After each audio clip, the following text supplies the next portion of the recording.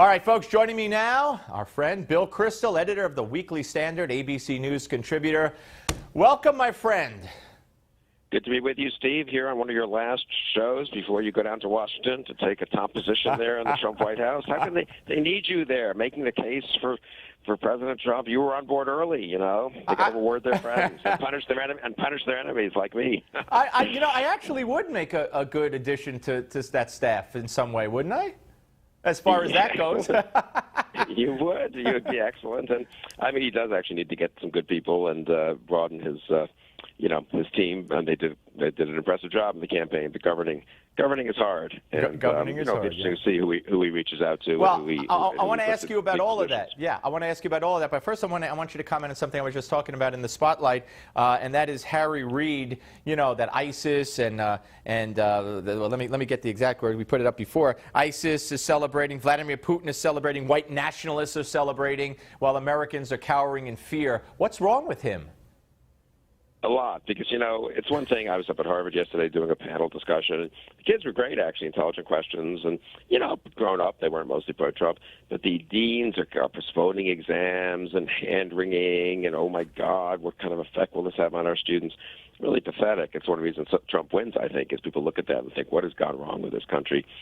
But Harry Reid is, retiring, but he's has been the majority and minority leader of the United States Senate.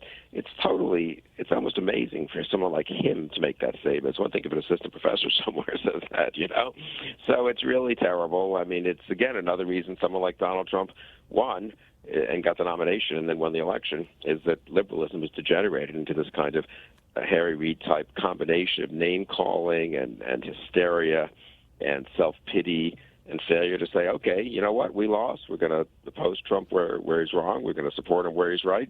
We hope he's successful. I mean, President Obama, to his credit, was much more has behaved appropriately, I think. But Reid really not so. Yeah, absolutely. All right, so you were not on board with Donald Trump. Right. So what's your thought process now? What are you looking for? What are you hoping he can accomplish? What do you think he could accomplish?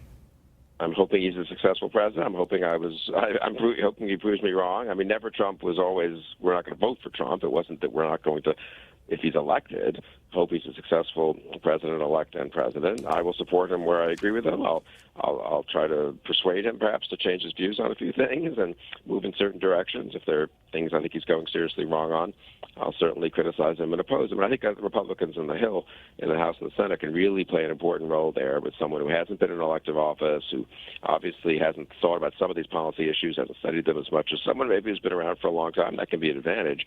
But I think they need to not just click their heels and go along, but certainly my fellow never-Trumpers should give him a chance. I mean, look, he's our president-elect. He's going to be our president. We want him to succeed. A lot of friends of mine have called and emailed.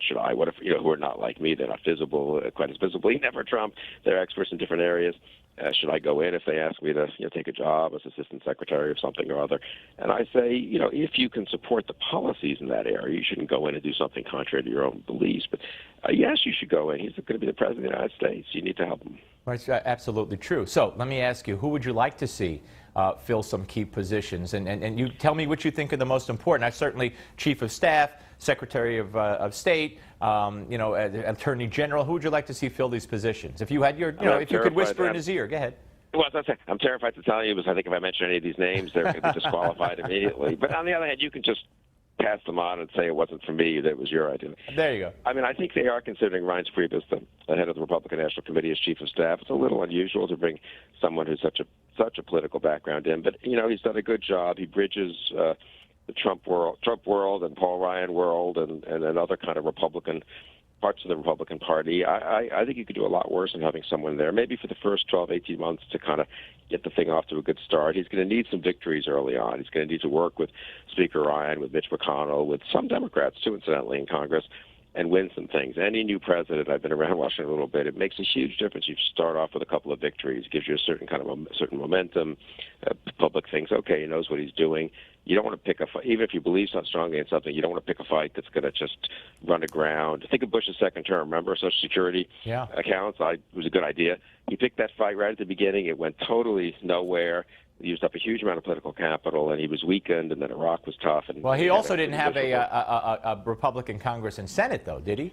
No, he did in 05. He did in 05. Oh, in That 05 was you all said. I thought you said Yeah, second term. I'm sorry, yeah. No, yeah, second term in 05. Sorry. Yeah, that's right. think That's it really- right. I'm confused. Yeah. I'm confused. So I think it's important. This is where he does need some advice from some seasoned type. So I would like Priebus as chief of staff, given the names I've heard. I think the very important positions, maybe the two most important, are Secretary of Defense. He's got to build up our defenses, someone who knows what he's doing, and Attorney General. I also would love it if you would bring in a fantastic retired general like Jim Mattis or Jack Keane, maybe not even necessarily national security advisor, but kind of counselor. I think he needs a couple people around the White House who aren't from Trump Tower, who aren't 42-year-old campaign operatives, who've been around government, who've been involved in very serious decisions. He doesn't have to follow their advice all the time. He doesn't have to give them all the power. Right. But to have them in the room, I think, would really help. Attorney General, very important. People are, leaving aside Harry Reid's hysteria, people are concerned that Trump is not a sort of stickler on the rule of law and stuff like that. He's going to have very important Supreme Court appointments. Having someone who conservatives trust, but who really is a high-quality... Who do you trust? Like who? I love Mike Lucchese, who was the attorney general. That's what Andy McCarthy told me earlier today. Is that right? I don't know if he'd go back. I don't know if it's maybe a little, do they want some fresh face? But the retired judge, Mike Ludig, who was a judge and then was almost selected by Bush for the Supreme Court, but wasn't. He's been a corporate attorney for a few years.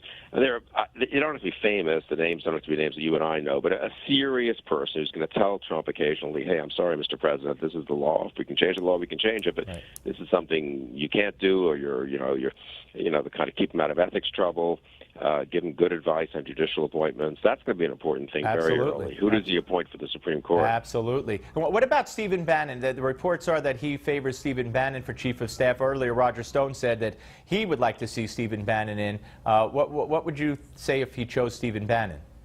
Stephen Bannon's not a big fan of mine or the Weekly Standard, so I suppose I'm not a big fan of his. In return, look, leaving aside my own personal views and all that, and disagreeing with him on a lot of things, I just think that would be a signal that I'm going to, govern in a way that some percentage of the 47 or 48% of Americans who voted me want, but I'm not going to broaden the tent at all. And that's not to say Stephen Bannon shouldn't have a job somewhere. It's not to say that he shouldn't welcome his advice, that Trump shouldn't get his advice. But I think that would be a mistake for a really high-profile job. Bill, as always, my friend, thank you very much. Great talking to you, Steve. Take care. All right, folks. Earlier, I spoke with 30-year political advisor and confidant to Donald Trump, Roger Stone, on my noon show, America Talks Live. Don't miss it next.